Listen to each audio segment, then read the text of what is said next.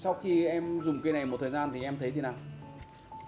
Cái trải nghiệm của em trên cái máy này Phải nói nhau. không biết nói nào nhưng mà nó vẫn bình thường đúng không? Vâng. Nhưng mà đơn giản là em thích đổi thôi đúng không? Dạ vâng. Nếu như mà trong cái tầm tài chính đâu đó khoảng trên dưới 17 18 triệu thì 14 Pro Max là sản phẩm rất là phù hợp. Trong cái tầm tiền đấy thì không có sản phẩm nào nó tốt hơn so với 14 Pro Max nữa.